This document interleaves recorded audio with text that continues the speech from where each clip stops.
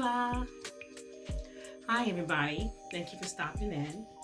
All are welcome. I hope all is going great for you. Hope you're having a good weekend. Here has been a rainy weekend, another rainy weekend. We have had rain probably 12 out of 15 weekends, I think they say.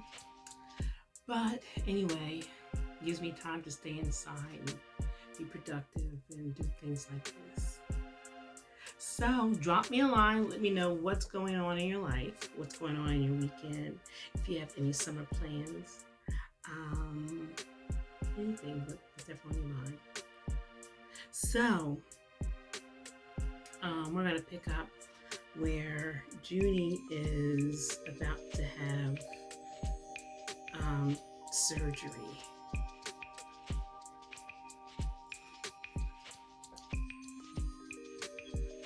So it says, it was time for me to go in for my procedure. Of course, I was a bit nervous inside, yet I remained as calm as I possibly could. A few hours later, after the angioplasty, I was wheeled to the recovery room for them to examine me before I was released to go home.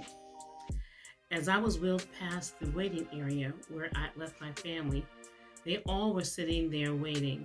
They saw me immediately and headed towards me. The nursing staff stopped their stampede and told them to wait so they could get me settled in, and then someone would come to bring them in to see me. They waved and blew me kisses as I was taken away.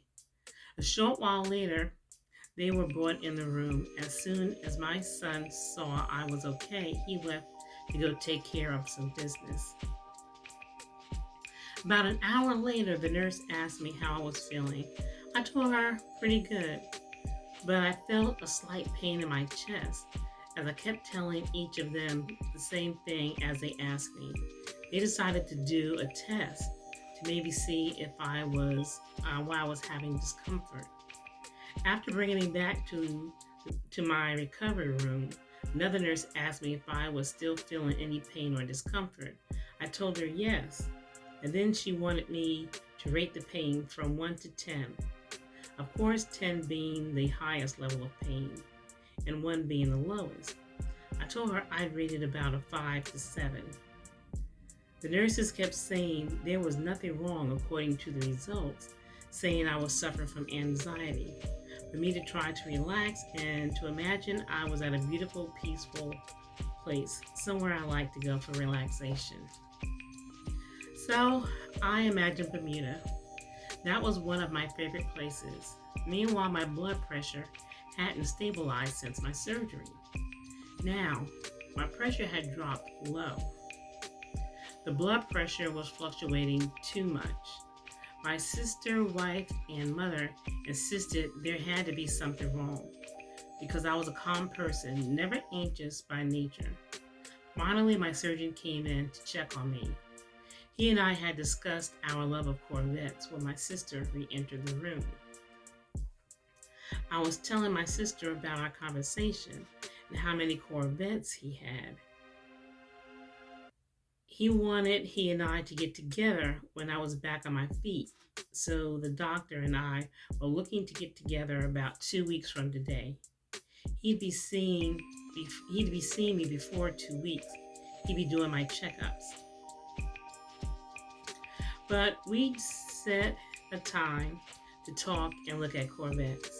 In the meantime, my surgeon also insisted everything was fine. There were no complications, yet I was still having this pain in my chest area. Well, before the afternoon was over, they decided to keep me overnight. I convinced my wife, sister, and mom to go home. They agreed to go get some rest. I got some rest as well after they left. I woke up around 9 that night to find Taz and Mom were standing at the foot of my bed. Taz has spoken to the nurse about my pressure and pulse. Finally, the nurse got tired of her mentioning my monitor and came in the room and disconnected it. This didn't stop Taz, and she looked behind the nurse's station to check my monitor reading. She was telling the nurse my blood pressure and pulse were still not normal. The nurse was becoming agitated, but my sister was right. When my sister came back into the room, I told her and my mom I was feeling warm. So Taz went to tell the nurse how I was feeling, thinking he'd come to check my temperature. Instead, the male nurse came into my room and opened the window right next to my bed. Opened it all the way. My mother told Taz to close the window. It was too much cool air, making a draft on me. And she was right. Another nurse came behind to the nurse's station. They both told her I was doing fine, and although the readings were not normal yet, I had stabilized. Well, Taz and my mother must have bought it because my readings were more consistent, even if not normal yet. So they left close to about 11 that night to get some more sleep and get some rest. I knew they'd be back first thing in the morning to take me home. Through the night, I started having difficulty breathing, like I had asthma, not a clear breathing passage. So the nurse called my wife to come to the hospital and bring my medications. Lisa got right up, showered, got my meds together, and came right straight to the hospital. The whole time wondering why they wanted her to bring medications to the hospital when every medication I needed was already in the hospital. When Lisa came into the room, she told the nurse she needed to speak with him. They stepped out of the room. Lisa told him, "Look, something is wrong with my husband. His coloring is off. You call the doctor up here right now." The nurse would not call the doctor to my room, so Lisa called her doctor, who was home asleep at 4 in the morning. Lisa's doctor called my surgeon and demanded he get to the hospital right away. It was about 6 a.m. now when Lisa's doctor came into my room, looking a little disheveled and concerned. She looked me over quickly and left the room. She had gone to make a phone call. I think may have gone to see if my surgeon was on his way. He must have been, because then she left. Shortly after Lisa's doctors left, Mom, Dad, and Taz arrived to bring me home. I could hear my sister talking to Lisa right outside the door as they entered. When my surgeon came rushing into the room, telling my family to please wait in the hallway, all of a sudden there were nurses all over my room, disconnecting wires and connecting different equipment. They were preparing me to take me to ICU. My surgeon asked me how I was feeling. "Not so good," I said. I felt better. He then gave me an injection and asked me again, how did I feel? I said, "I'm feeling better." That's all I remember before I was leaving here. So, from this point on, I was watching from the ceiling area of the hospital. The staff was in a frenzy trying to revive me, but it wasn't working. I could see my family in the hallway. They were upset, hugging and crying. I realized I had passed away at this point. My mom, dad, wife, and sister entered the room where my body laid.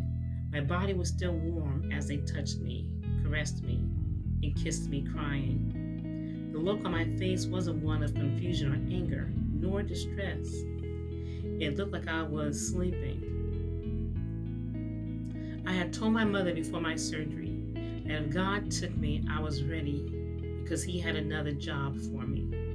My sister told me not to talk like that because I wasn't going anywhere and leave her here alone. I take it whether I was really ready to go or not, God has something else in store for me. There were so many things I had wanted to do with my wife. We enjoyed each other so much. We had a lot in common. Lisa and I were great buddies and lovers. It was as if I could hear sweet voices calling my name, sweet familiar voices calling me from somewhere else, voices I hadn't heard in a long time.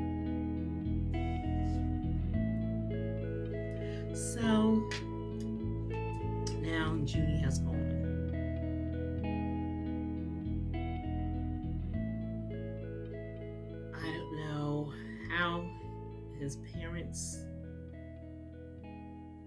are going to take losing not one, not two, but three children.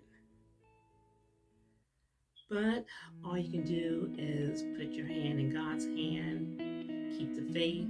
He has a plan for everything. We may not understand it right now, but it's really not our place to question it, although most times we do question it. But He has a plan. But I thank you for joining in. Again, please subscribe, leave me a comment, share the video, or click like. All are definitely appreciated. And again, I thank you for stopping in. I hope you have a good week. And I wish you love and peace and happiness. And of course, smiles and laughs throughout your week. Thank you, and I will talk to you soon.